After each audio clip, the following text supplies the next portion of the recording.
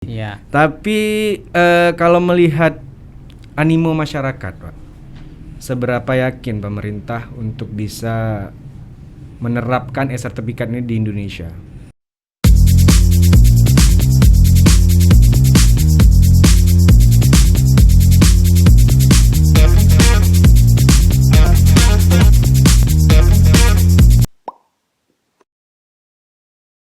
Oke, selamat datang untuk pendengar podcast ATR BPN. Di episode ini kita kedatangan tamu spesial. Ini ada Bapak Staf Ahli Menteri ATR BPN bidang reformasi birokrasi, Bapak Dr. Andes Gunawan Muhammad MPA. Selamat datang Pak di Aceh. Dan juga Staf Khusus Menteri ATR BPN bidang kelembagaan ada Dr. Teguh Taufikul Hadi MSI. Awak Getanyo Aceh, ya. Dan juga di podcast ini kita tentu saja pembina kita Bapak Kakanwi, Bapak Agus Tiarsyah. Selamat datang Pak. Selamat sore untuk semuanya. Gimana Aceh, Pak Gun? Alhamdulillah bagus. Cuaca bagus tadi. Alhamdulillah. Kalau Pak Taufik nggak usah kita tanya lagi soalnya udah memang sering bolak-balik Pak. Bagaimana? Ya keluarga saya di sini di Kampung Pinang. Jadi Gesi yang tadi itu Gesi kampung. Baik, jadi di podcast kali ini kita mengundang bapak-bapak ini bukan main-main ini. Kita sore ini membahas sesuatu yang juga lagi heboh ya Pak ya. Ini tentang e-sertifikat. Yang mana juga ini di awal tahun kemarin Bapak Menteri itu melalui Peraturan Menteri Nomor 1 Tahun 2021 sudah membahas tentang sertifikat elektronik, yaitu digitalisasi sertifikat itu sendiri. Menurut Bapak Gun dulu, apa itu e-sertifikat sebenarnya Pak? Ya, e-sertifikat ini kan sebenarnya suatu perkembangan yang di kementerian kita ini tentunya mengikuti perkembangan zaman, perkembangan teknologi, dan kita harapkan dengan transformasi ke sertifikat elektronik ini segala sesuatunya akan menjadi lebih efisien, menjadi lebih aman, menjadi lebih berkepastian hukum, menjadikan ya lebih modern, lebih terang benderang lah bagi kita semua. Baik, berarti lahirnya e-sertifikat itu sendiri dasarnya adalah modernisasi Pak ya? Betul. Digitalisasi. Ya. Tapi kalau melihat animo masyarakat Pak, seberapa yakin pemerintah untuk bisa menerapkan e-sertifikat ini di Indonesia? Ya, kalau saya sih cukup yakin ya, dan ini saya kira memang sudah tidak bisa ditawar lagi, tidak bisa mundur lagi. Karena kita tahu sekarang ini sudah semua serba digital, semua serba berbau teknologi, khususnya teknologi informasi ya. Nah, cuman tantangan kita memang bagaimana ini bisa diyakini oleh masyarakat ini hal yang baik, hal yang bagus buat mereka. Nah, satu hal yang barangkali perlu kita sampaikan, kelihatannya memang ada semacam persepsi yang kurang pas ya di antara warga masyarakat. Saya beberapa kali membaca berita, mendengarkan di radio maupun di televisi, bagaimana komentar masyarakat. Jadi masyarakat itu masih khawatir kalau nanti digital lalu kita nggak pegang apa-apa, apa nggak nanti gampang dipermainkan. Apakah nanti nggak tiba-tiba beralih ke orang kita nggak tahu. Apakah nanti nggak justru rawan sengketa dan seterusnya. Nah, ini yang harus kita sampaikan. Dalam kaitan ini barangkali yang harus diketahui masyarakat, dan ini sudah banyak jadi perbincangan publik gitu ya. Pertama terkait penarikan sertifikat. Ini barangkali harus dikelirkan, disampaikan kepada masyarakat bahwa tidak ada rencana untuk menarik sertifikat. Itu ya. Ini yang harus ditegaskan. Ya. Tidak ada rencana untuk menarik sertifikat analog ya. Kalau on the end of the day nanti, pada akhirnya nanti, ya barangkali ya, karena nanti akan ada format yang berbeda, sehingga harus diganti dengan sertifikat yang model baru ya. Tapi tidak akan dalam waktu dekat ini. Dan sertifikat yang lama tetap berlaku. Ini barangkali yang harus sampaikan kepada masyarakat. Oke. Nah, yang kedua, kalau terkait dengan transformasi menjadi sertifikat elektronik, ini juga ada tahapan yang dilalui. Dan itu kita akan sangat berhati-hati. Jadi kita harus cek dulu warkahnya, cek dulu petanya, cek dulu buku tanahnya, semuanya kita cek, kita validasi, data yang salah kita perbaiki, baru nanti bisa kita transformasi ke sertifikat digital. Berarti secara teknis nanti sertifikat analog yang kita punya sekarang itu tidak ditarik oleh pihak pemerintah, Tidak. BPN dalam hal Ya, ini. tidak. Berarti nanti sistemnya gimana? Mungkin Pak Taufik bisa bantu menjelaskan. Jadi teknisnya gimana, Pak? Sertifikat nggak ditarik, jadi warkahnya kok bisa digitalisasi? Begini, kalau persoalan ditarik itu kan tidak substantif. Oke. Ditarik, tidak substantif. Nanti masyarakat akan menyadari bahwa yang dipegang di tangan itu tidak penting juga lagi.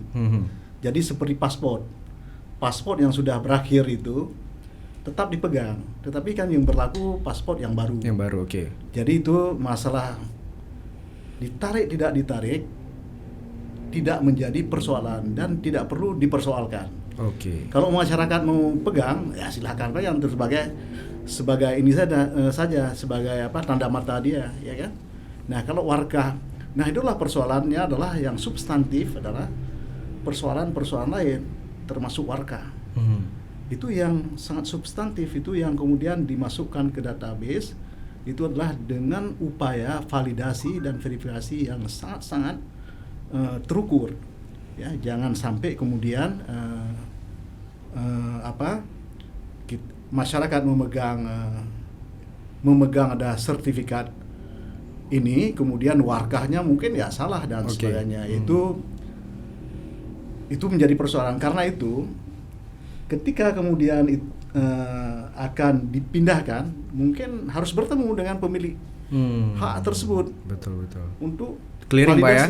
validasi apakah ini orangnya benar atau tidak. Itu memang akan ketemu, tetapi pasti tidak akan seintensif bertemu dengan seperti sekarang. Iya, Ya sudah, itu adalah persoalan lain. Jadi ini adalah tugas daripada BPN nanti bagaimana memindahkan nanti semua bukti-bukti tersebut, warkah tersebut menjadi bagian daripada sertifikat elektronik. Memang akan bekerja keras tadi. Kita sudah bisa membayangkan itu. Betul. Bagaimana nanti kerjanya sangat keras seperti yang disampaikan oleh salah seorang teman kita di dalam diskusi tadi. Walaupun dia sudah mau pensiun, dia tidak akan melihat hal itu, tapi sudah bisa dia bayangkan itu demikian rumitnya nanti.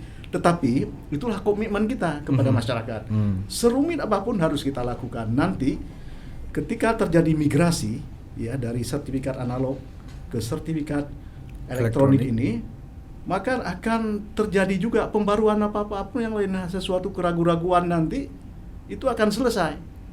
Ada keraguan-raguan pasti itu kan tidak akan disertifikatkan, dimasukkan dalam elektronik, akan selesai semuanya. Jadi nanti verifikasi itu terhadap data-data yang baru, terhadap hak yang baru dan sebagainya. Oke. Ya, Nah, jadi itu adalah sangat, menurut saya itu adalah menguntungkan masyarakat Indonesia semuanya. Oke. Ini mungkin satu hal yang perlu dipahami oleh masyarakat juga, mungkin umum gitu ya, tentang keamanan e-sertifikat itu sendiri.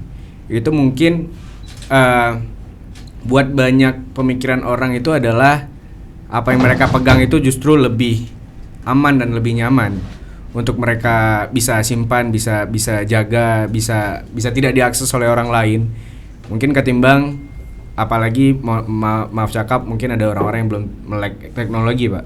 Mungkin banyak yang menganggap bahwa justru e-sertifikat ini kurang secure atau kurang aman. Itu gimana pandangannya, Pak?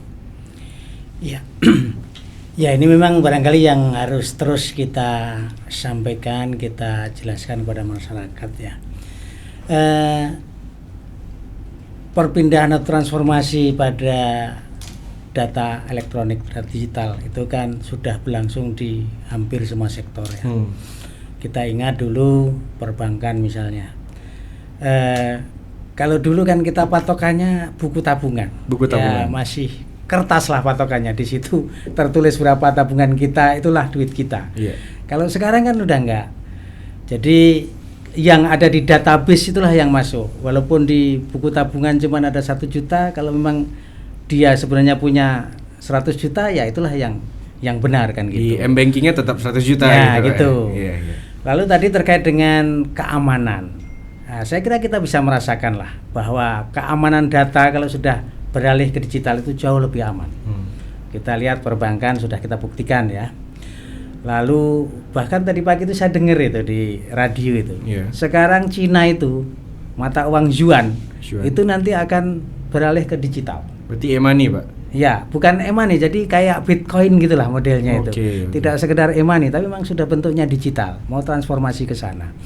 Nah, khusus terkait dengan sertifikat tadi, kalau sudah digital, itu kan ada digital signature namanya ya. Jadi seseorang kalau nanti akan ada peralihan, akan ada perbuatan hukum, itu kan sudah melalui digital signature.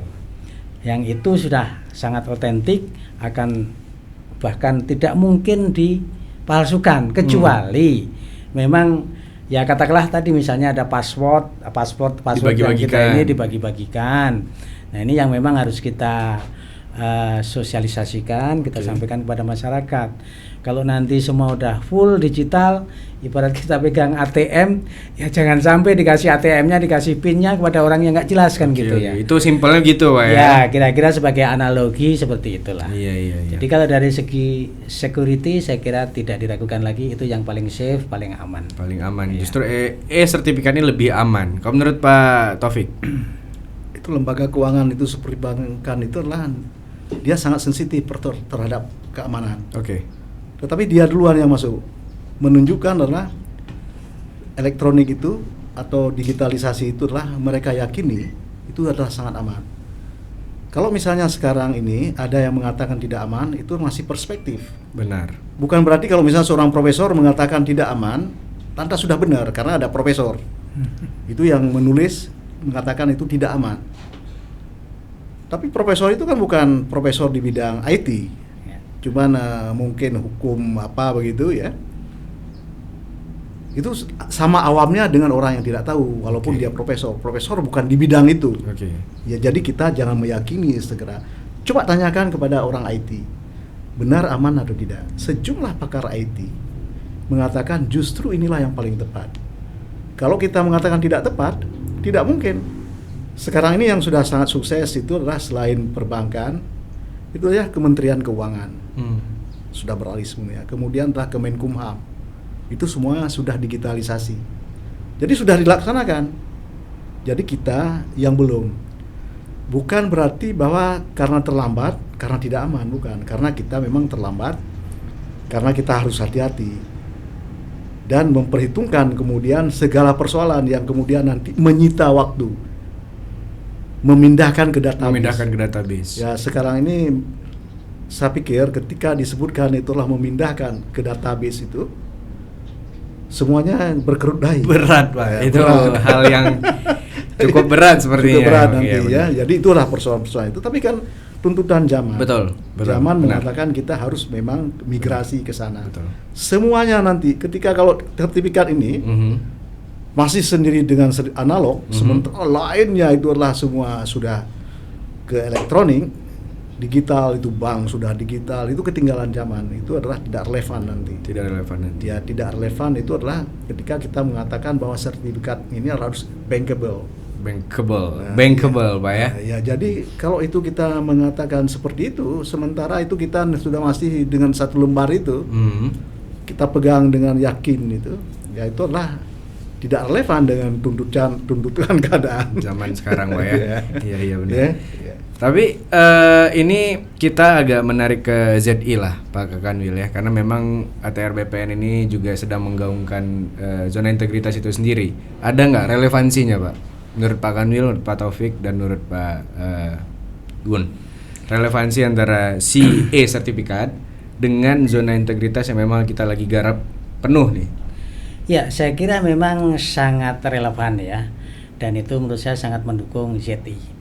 Nah, yang pertama tentu saya apresiasi Pak Kanwil karena Aceh ini walaupun agak jauh dari ibu kota ya, tapi ternyata pelopor ZI Pak.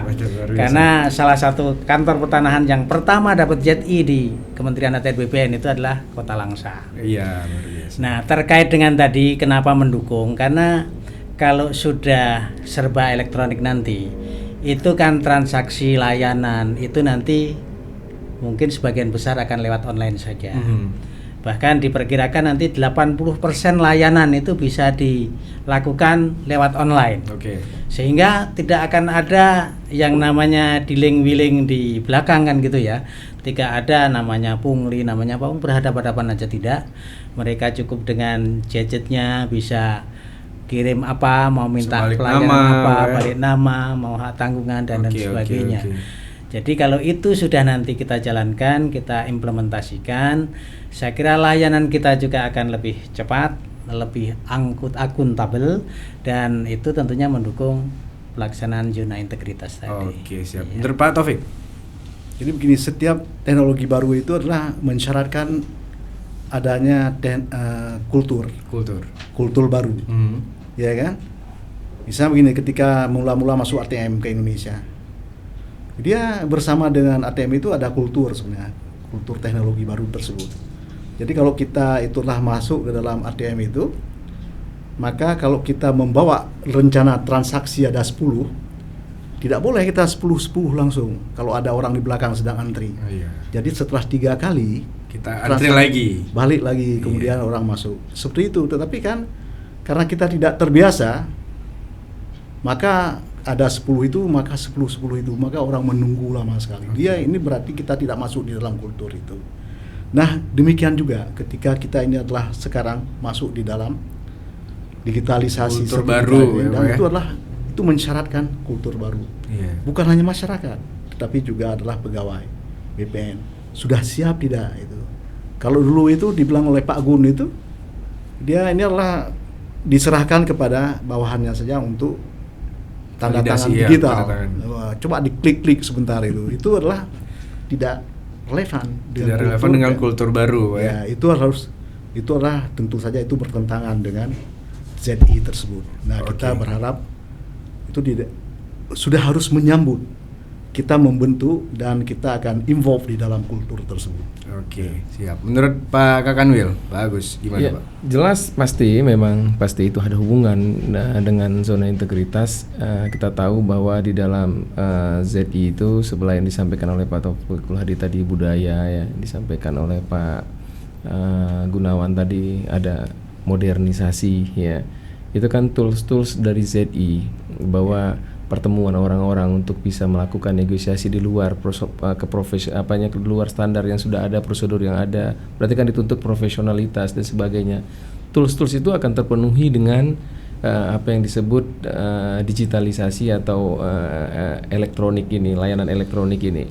Tetapi hari ini kita sudah memulai ZI itu mungkin belum sampai ke yang harapan yang seperti tadi bahwa semua sudah layanan elektronik. Tetapi kita hari ini mulai dengan kerja keras apa?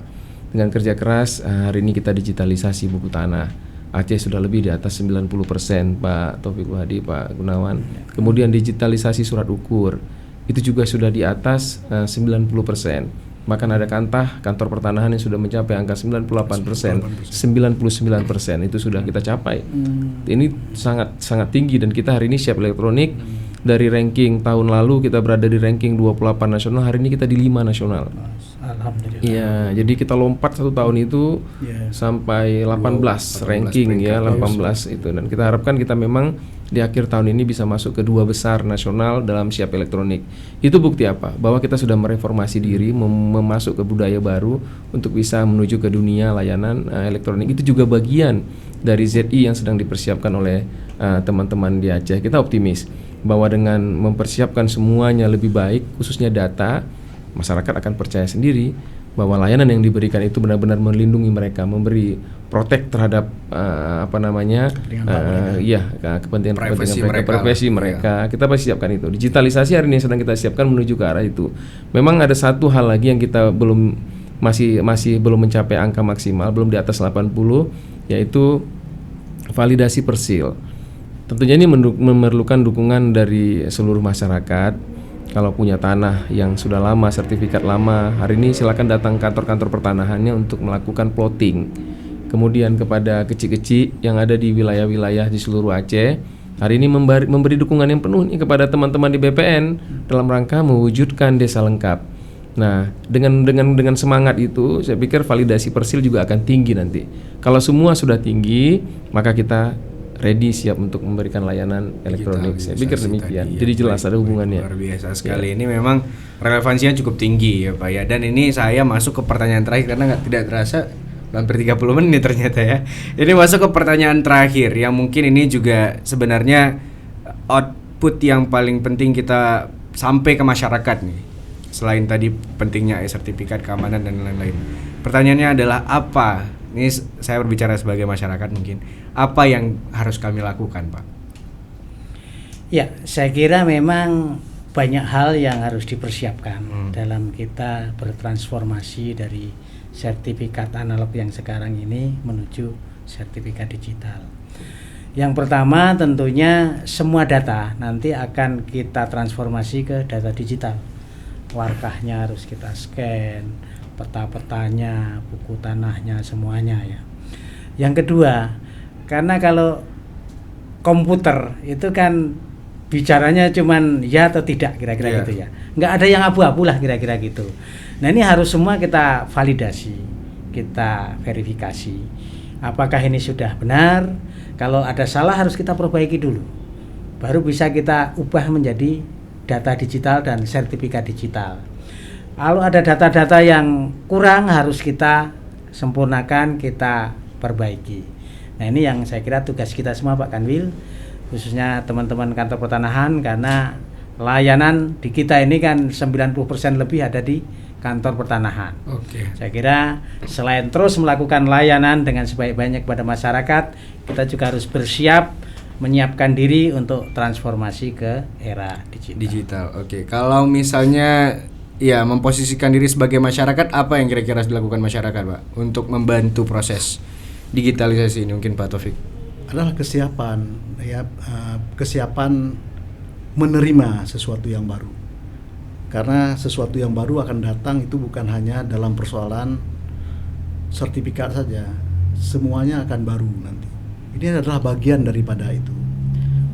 Bukan hanya di Jakarta, tetapi di Papua, di Aceh juga akan diserbu oleh apa yang disebut gelombang industri, revolusi industri tahap keempat tersebut. Ya. Itu sudah semuanya akan terjadi digitalisasi di dalam segala kehidupan. Jadi kalau sekarang ini masyarakat harus bersiap. Sudah siap? Saya rasa sudah. Kenapa? Karena mereka sekarang sudah diantar, sudah diintroduksi dengan hadirnya smartphone. Menurut Pak Kanwil, Pak, mungkin secara teknis, Pak, apa yang harus dilakukan masyarakat yang untuk membantu proses digitalisasi? Yang pertama unduh aplikasi Sentuh Tanahku. Kelola, monitor, dan manage aset tanah itu dengan baik melalui aplikasi Sentuh Tanahku. Kita akan terus menyempurnakan itu, tools-toolsnya akan terus disempurnakan oleh kementerian berdasarkan database informasi data yang kita siapkan di Kanta yang hari ini teman-teman sedang bekerja melakukan validasi. Bila tidak paham bagaimana menjalankan Sentuh Tanahku ini untuk memonitor dan mengelola asetnya dengan baik, silakan datang ke kantor pertanahan. Datang, tanya bagaimana mengelola itu sehingga setiap orang bisa tahu nih tanahnya ada di mana, bagaimana kelola ininya, masih miliknya kah atau tidak atau sudah berubah. Itu kan ada toolsnya dan ada warningnya di situ yang akan memberi informasi kepada orang itu. Bila kantor pertanahan tidak mengajarkan memberikan layanan yang baik, masuk ke Google, masuk ke Sipimana, adukan itu. Kita pastikan dalam 1x24 jam Kanwil BPN beserta jajaran akan menjawab dan akan memberikan layanan yang terbaik dan akan memanggil masyarakat itu untuk datang ke BPN untuk diajarkan dengan baik bagaimana memonitor asetnya. Jadi dipastikan bahwa itu aman. Itu langkah yang paling penting harus dilakukan. Paling penting harus dilakukan ya. Ini download aplikasinya. Di situ ada aplikasi Sentuh Tanahku, Pak ya, yang diterbitkan oleh kementerian ya kan, dan juga ada Sipamanah yang mungkin kalau itu untuk regional Aceh ya. Untuk Aceh hari ini kita berbicara. Hari ini kita berbicara Aceh, Sipamanah ya kan, mungkin bisa diunduh buat kamu nih ya sobat ATR BPN yang sekarang mungkin langsung bisa download, dan juga kalau misalnya bingung silahkan bertanya ke kantor BPN terdekat untuk memenuhi informasi kamu mungkin masih bingung ya Pak. Baik, terima kasih banyak Pak Gunawan, Pak Taufik, Pak Gustiarsyah, Pak Kanil ya sudah hadir di sini. Kita mungkin bisa bincang-bincang lagi nanti di off record atau mungkin di episode podcast selanjutnya. Terima kasih Bapak. Assalamualaikum warahmatullahi wabarakatuh. Waalaikumsalam warahmatullahi wabarakatuh.